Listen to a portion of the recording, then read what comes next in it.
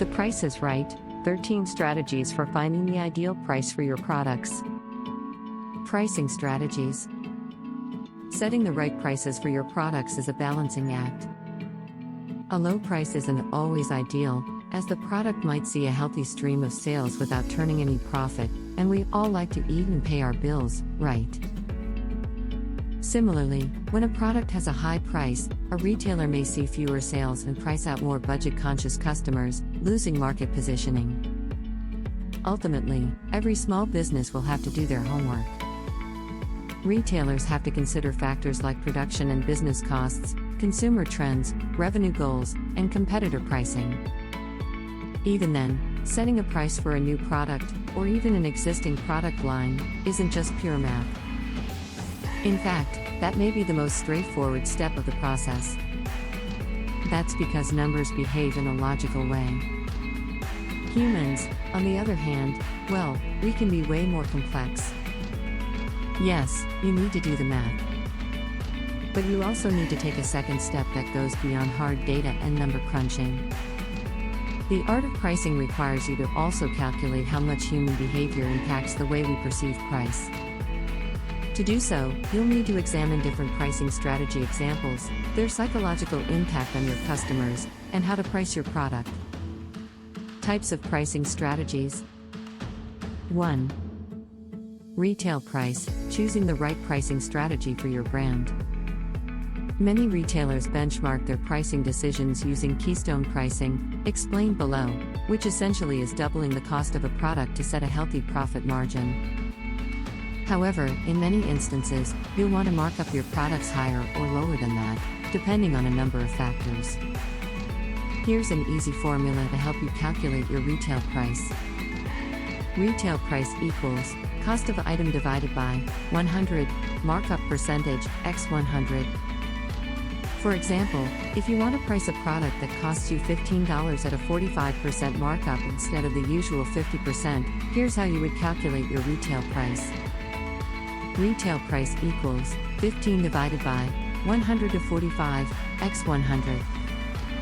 Retail price equals 15 divided by 55, x 100 equals $27.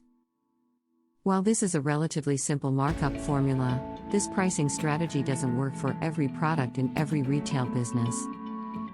Because every retailer is unique, we've rounded up 13 common pricing strategies and weighed the advantages and disadvantages of each to help simplify your decision-making. Retail prices are first set with knowledge of what will the customer pay for it.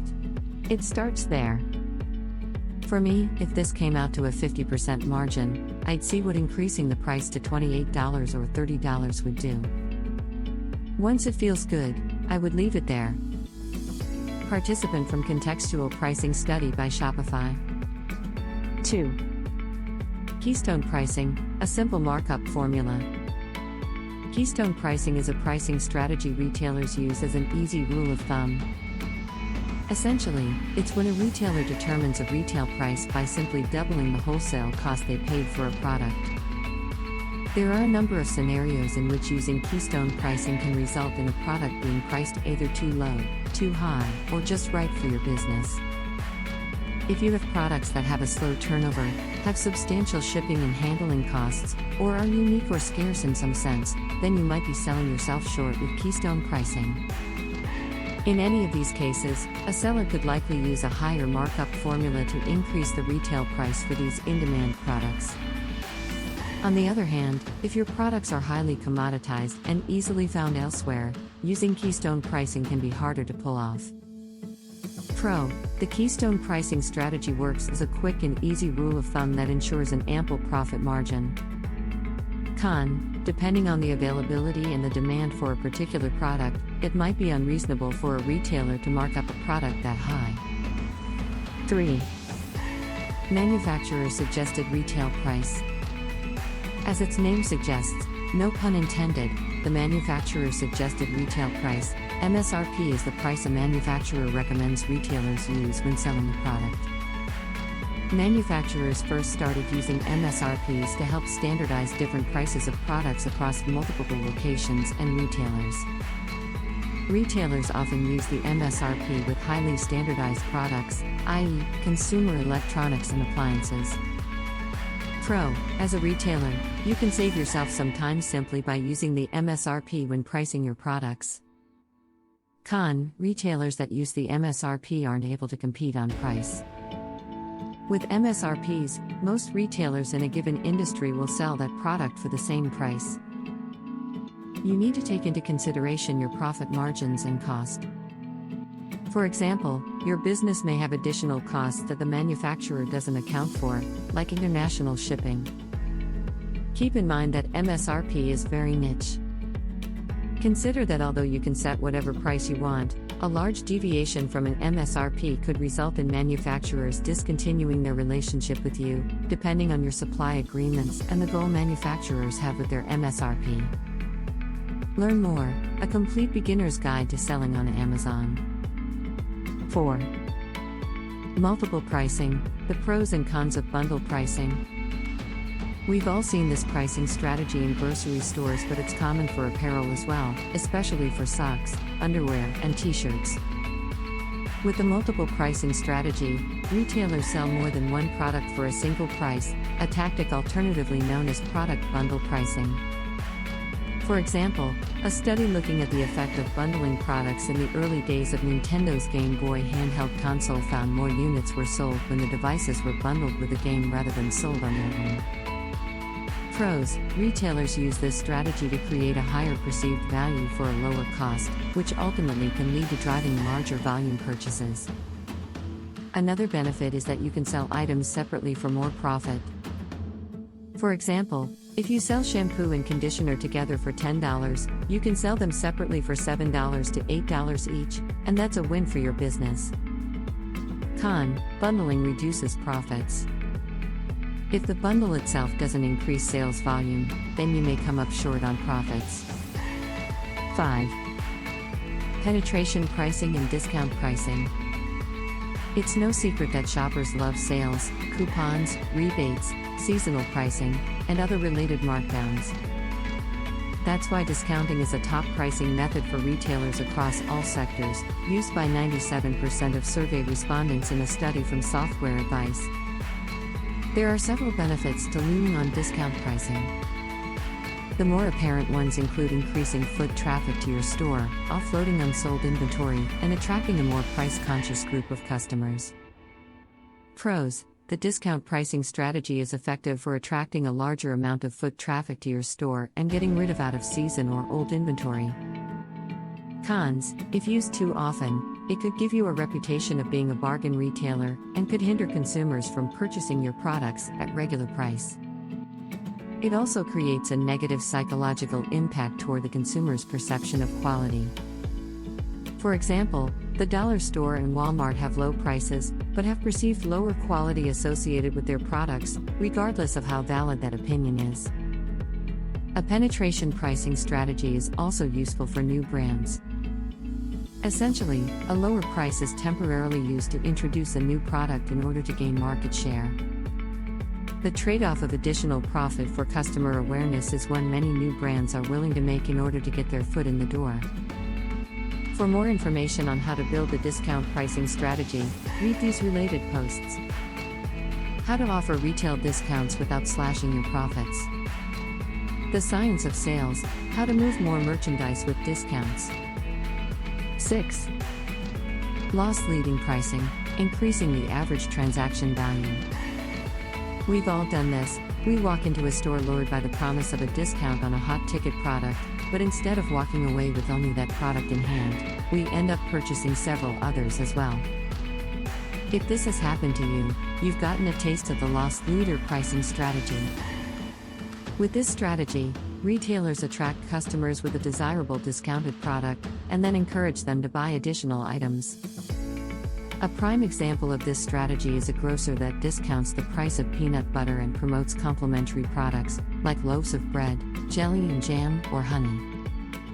The grocer might offer a special bundle price to encourage customers to buy these complementary products together rather than simply selling a single jar of peanut butter. While the original item might be sold at a loss, the retailer can benefit from having an upsell/cross-sell strategy in place to help nudge more sales. Loss leading usually happens for products that buyers are already looking for, like bananas at a grocery store, where demand for the product is high, driving more customers in the door. Pros: this tactic can work wonders for retailers. Encouraging shoppers to buy multiple items in a single transaction not only boosts overall sales per customer but can cover any profit loss from cutting the price on the original product. Cons: similar to the effect of using discount pricing too often, when you overuse loss-leading prices, customers come to expect bargains and will be hesitant to pay the full retail price. You could also cannibalize revenues if you're discounting something that doesn't increase cart size or average order size. Further reading: learn how bundling your products can help you increase your retail sales. 7. Psychological pricing: use charm pricing to sell more with odd numbers. Studies have shown that when merchants spend money, they're experiencing pain or loss. So, it's up to retailers to help minimize this pain, which can increase the likelihood that customers will make a purchase. Traditionally, merchants have accomplished this with prices ending in an odd number, like 5, 7, or 9. For example, a retailer would price a product at $8.99 instead of $9. From a customer's perspective, it looks the retailer has slashed every cent possible off the price. Their brain reads $8.99 and sees $8, not $9, and makes the item seem like a better price.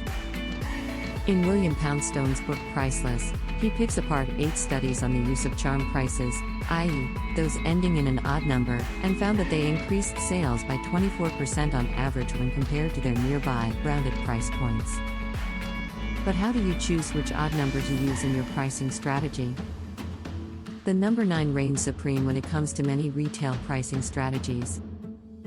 Researchers at MIT and the University of Chicago ran an experiment on a standard women's clothing item with the following prices: $34, $39, and $44.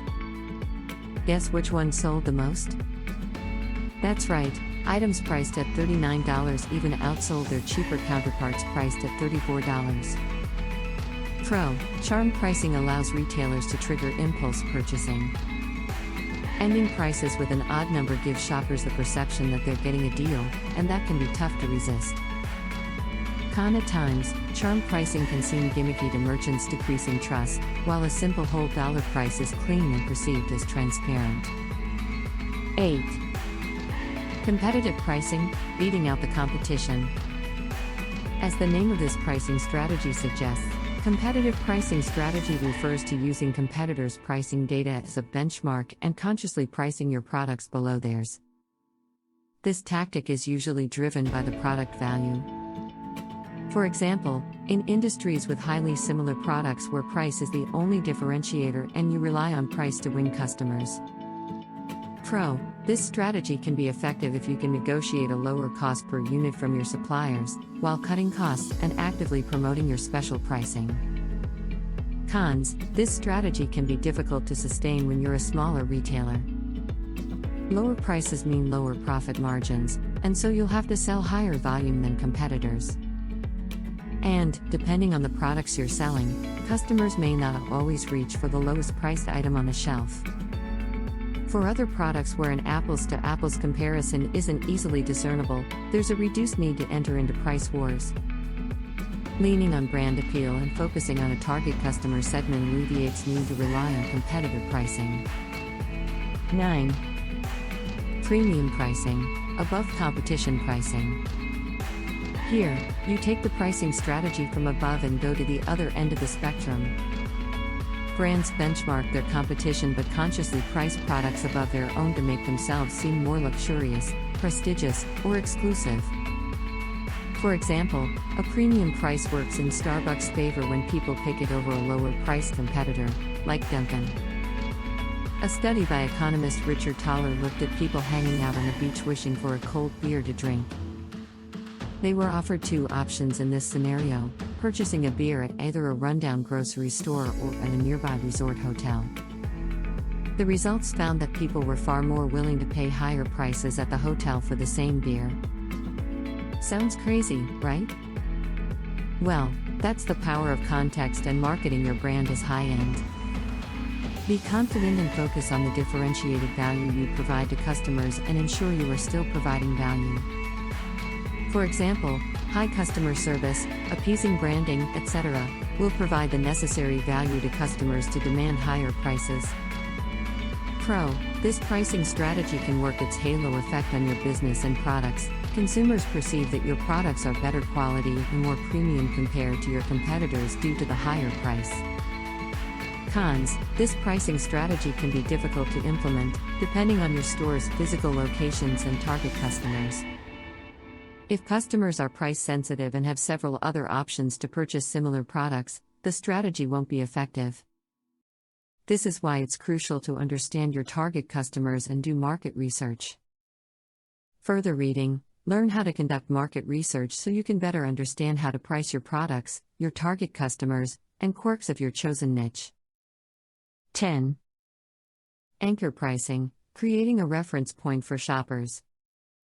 Anchor pricing is another product pricing strategy retailers have used to create a favorable comparison. Essentially, a retailer lists both the discounted price and the original price to establish the savings a consumer could gain from making the purchase.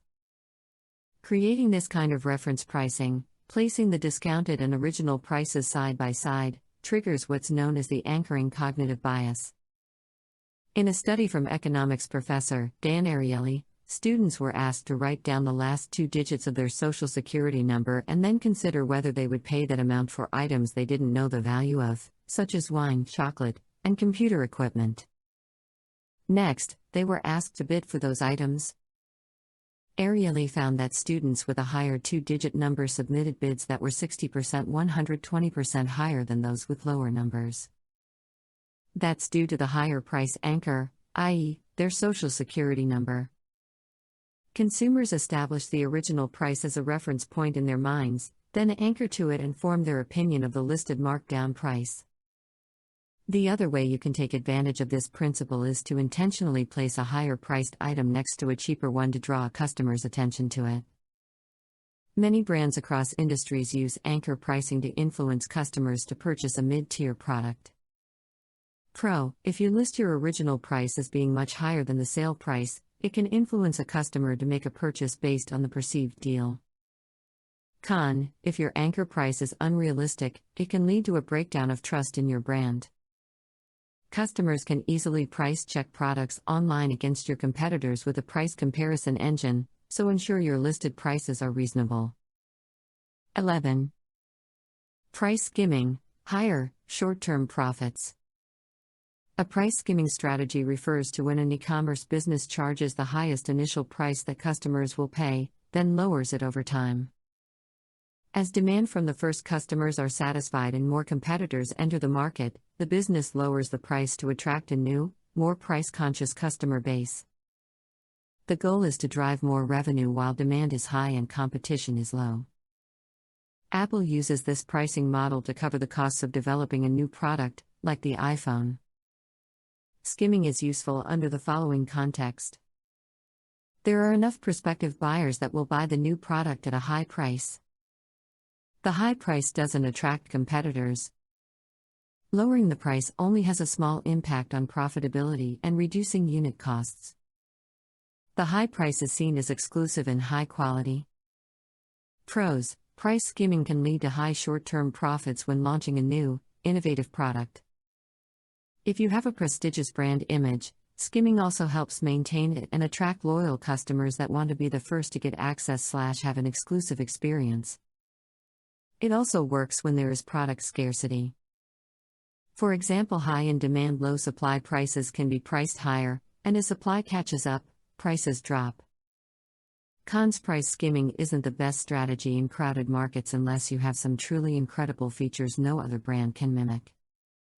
It also attracts competition and can bother early adopters if you slash the price too soon or too much after launch. 12. Cost plus pricing, a simple markup. Cost plus pricing, also known as markup pricing strategy, is the easiest way to price a product or service. You make the product, add a fixed percentage on top of the costs, and sell it for the final price.